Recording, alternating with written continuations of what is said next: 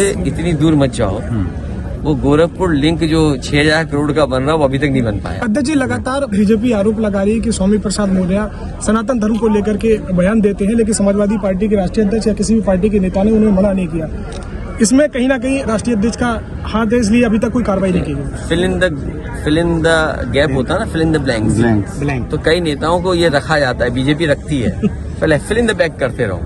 तो ये सवाल कोई सवाल नहीं है, सवाल बेरोजगारी का है, महंगाई का है, विकास हो नहीं हो।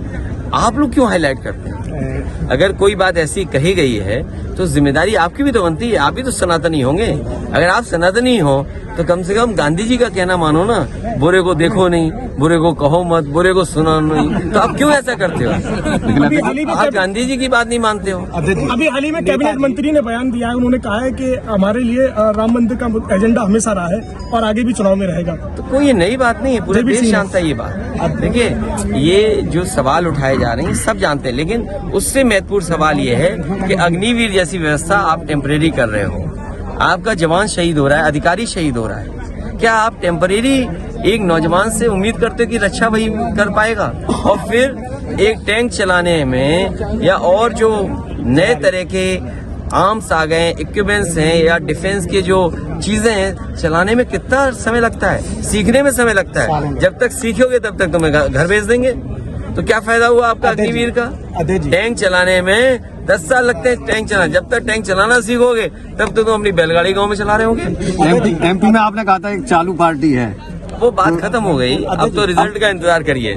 लेकिन यूपी और वहीं 5 राज्यों में चुनाव हो रहा है, वहाँ 40,000 करोड़ की योजनाएं पीएम मथुरा में है, लेकिन स्वास्थ्य विभाग की किसी को चिंता नहीं है। आप ये बताओ, मैनपुरी में आप हो, हम हैं, क्या विकास हो गया मैनपुरी का? बताओ आप।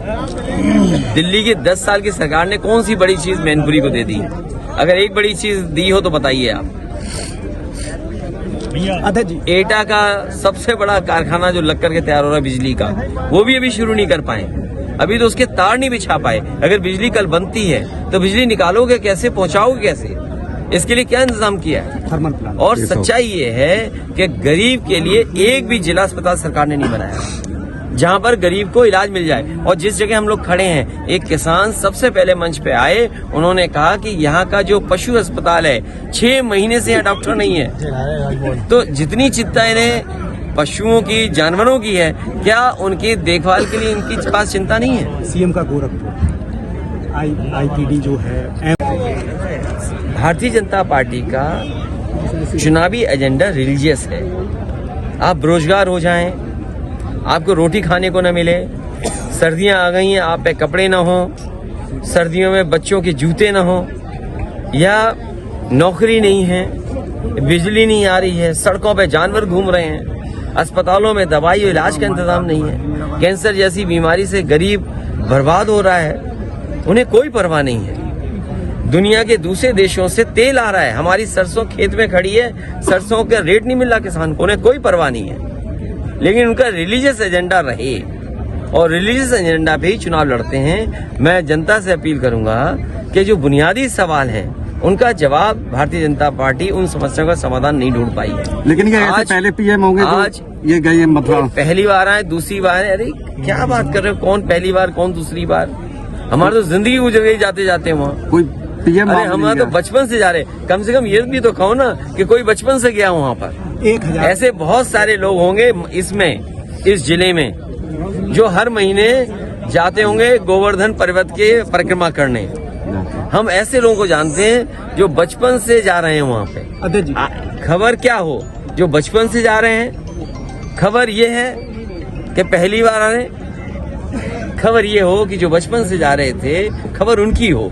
2024 से पहले आए। 1000 करोड़ का कॉरिडोर की बात कही है उन्होंने। और वहाँ की वृंदावन की जो स्थानीय लोग हैं, उनका कहना है कि कान्हा जो हमारी सभ्यता, हमारे तन और शरीर से जुड़े हुए, उनको ही बिल्कुल नस्ल नाबूद करने पे तुले हुए हैं।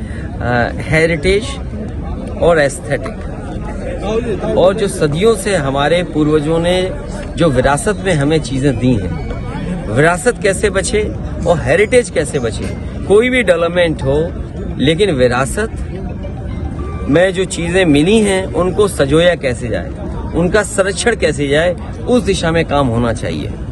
हमारा हेरिटेज बचे, ट्रेडिशंस बचें, और जो वहाँ की परंपराएं हैं कि हमारे कान्हा की किस तरीके से वो सेवा करते हैं, उसमें कोई भी परिवर्तन न हो। मैं समझता हूँ बीजेपी के लिए चुनाव के लिए सवाल बड़े इम्पोर्टेंट हैं।